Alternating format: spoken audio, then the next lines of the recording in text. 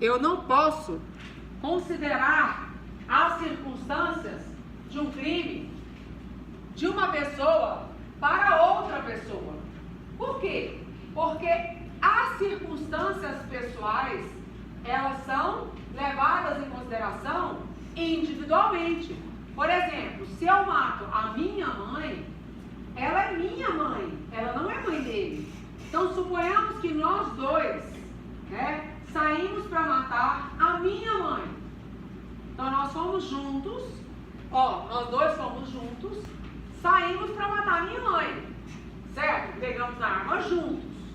A pena vai ser igual? Não necessariamente. Por quê? Em função do princípio da individualização da pena. Tá certo? A pena, ela não é necessariamente igual. Pode ser que, né, coincidentemente, ela seja igual. Mas por quê? Porque a vítima, ela é minha mãe, não é mãe dele. Então, a circunstância, ela é levada em consideração para a minha pessoa e não em consideração a pessoa dele. São circunstâncias pessoais que não devem se misturar. Foi claro? Por isso é que o princípio da individualização da pena, ele tem que ser levado em consideração e eu tenho que individualizar as penas. Mesmo que o crime tenha sido praticado em concurso de pessoas, 2, 3, 4, 5 pessoas, meninos. Tá certo? Eu tenho circunstâncias totalmente diferentes, tá certo? Para um crime que pode ter sido praticado em concurso de pessoas. Por exemplo, se for no caso, sei lá, parentes, professor, irmãos, não passaram. Então, aí é isso que eu falei. Pode ser que haja uma coincidência, tá? Não que a pena seja, mesmo assim, a pena será levada em consideração individualmente. Porque eu posso ter circunstâncias de antecedentes criminais que ele não tem. Eu posso ter reincidência que ele não tem. Entende? Obrigatoriamente, as penas serão individualizadas. Sim, isso mesmo. Isso mesmo. Por isso que eu falei, o crime pode ter sido praticado por 2, 3, 4, 5, 10 pessoas. Mesmo assim, as penas obrigatoriamente, quando é praticado por, né, em concurso de pessoas, o juiz terá que fazer a individualização da pena. Então, é por isso que eu quero dizer, coincidência, pode haver uma coincidência da pena ser igual, mas não uma obrigação. Tá certo? Foi claro? Olha só, essa individualização da pena, meninos, ela já foi levada em consideração como princípio constitucional há um tempo atrás, e eu vou explicar para vocês o que aconteceu.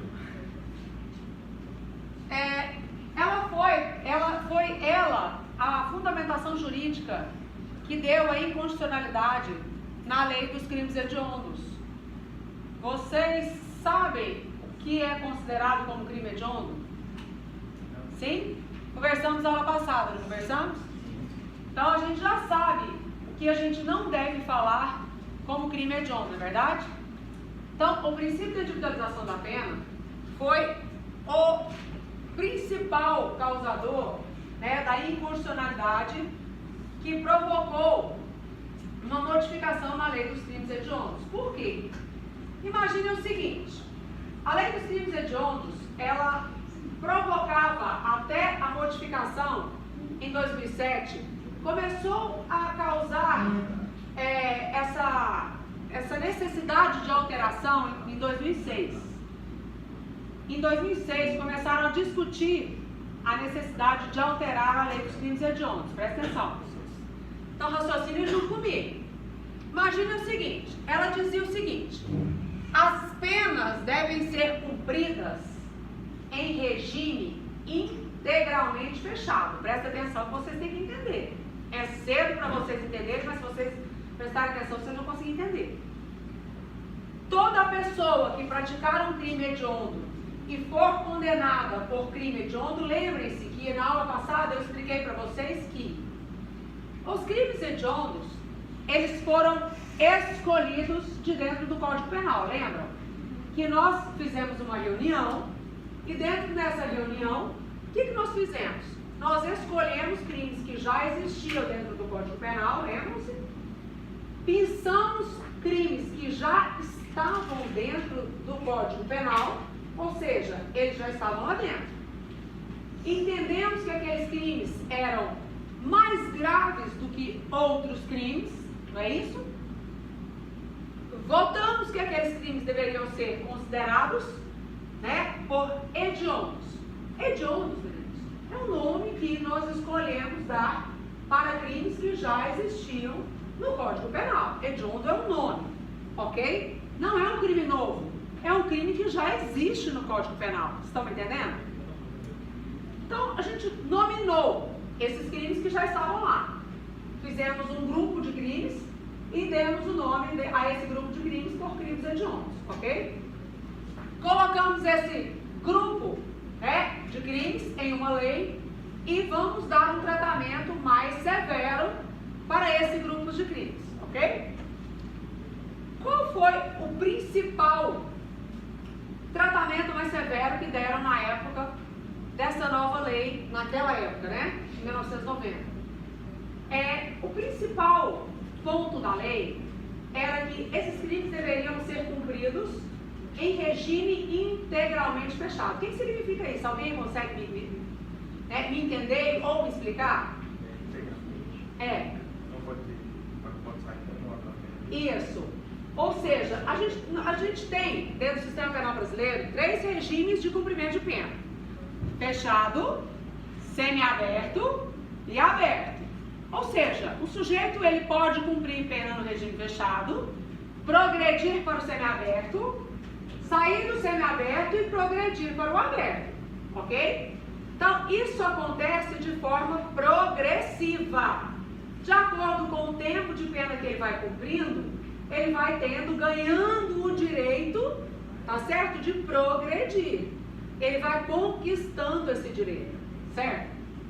O sujeito que praticasse crime hediondo, ele não teria esse direito, entende o que eu quero dizer?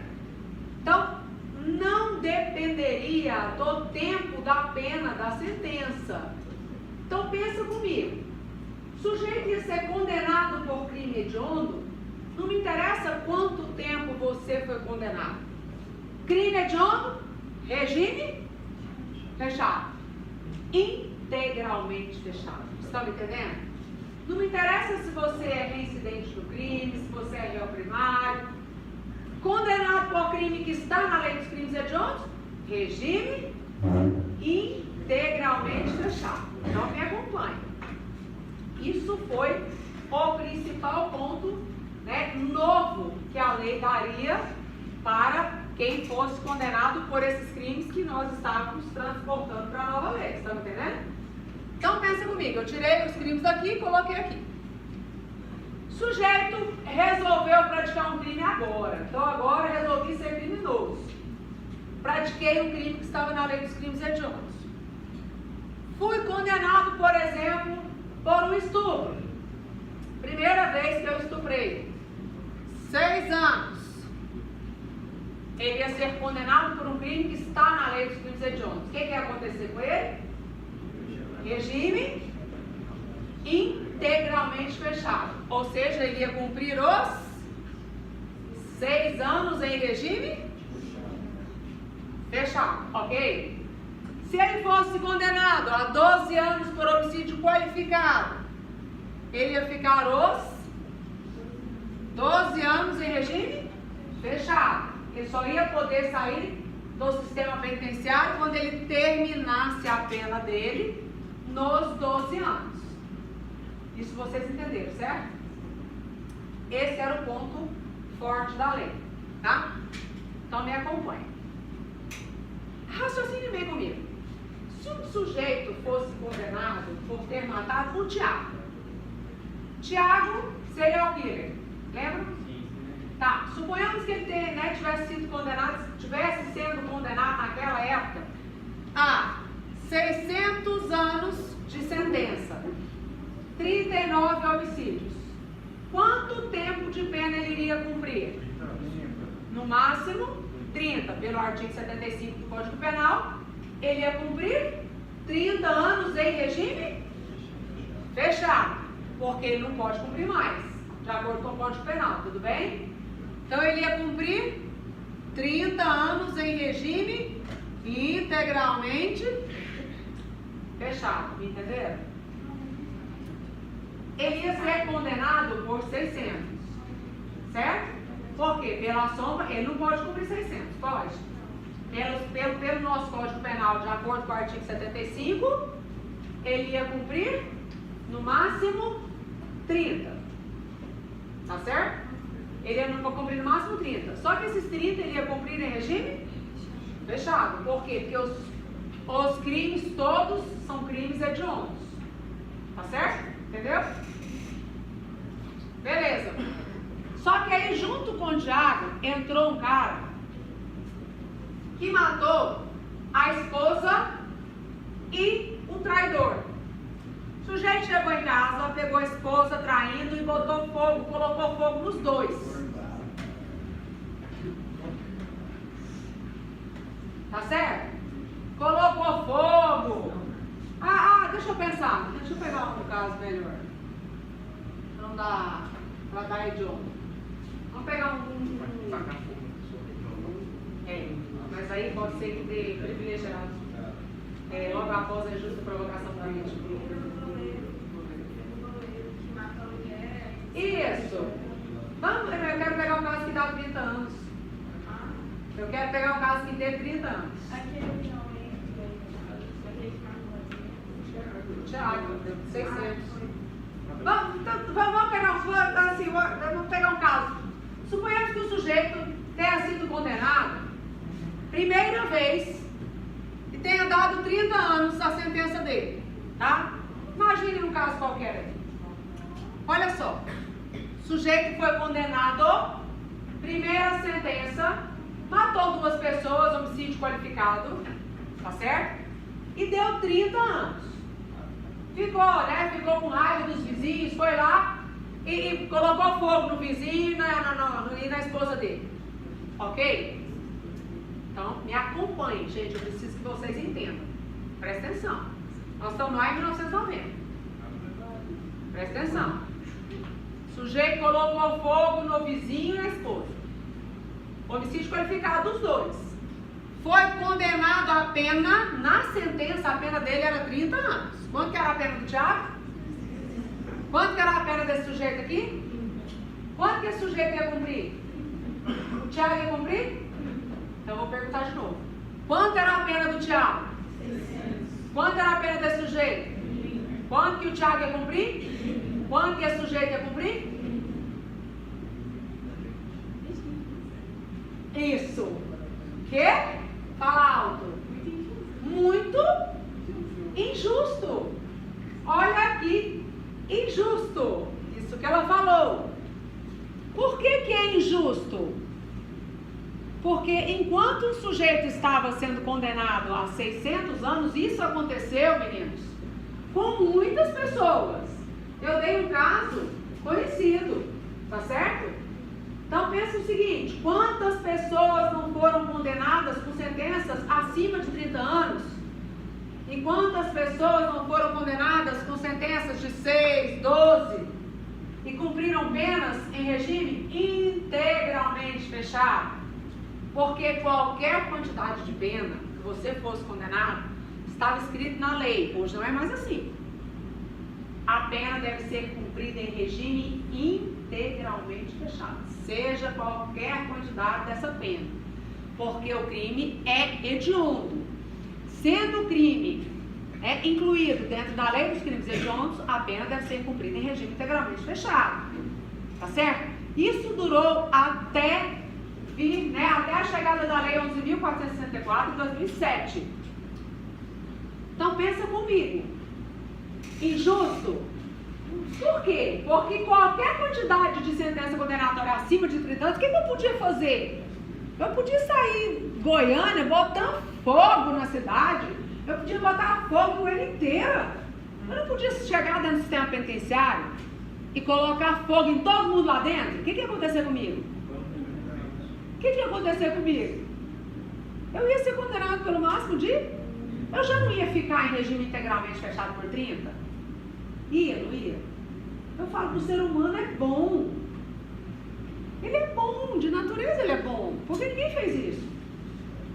Vocês não têm, né, conhecimento de que ninguém fez isso para cumprir o 30. Eu estou fazendo isso porque eu já sei que eu vou ficar 30 anos em regime integralmente fechado mesmo. Para que eu vou? Para que eu vou segurar? Me segurar? Qual que é o sentido do sujeito segurar? Qual que é a ideia de prevenção?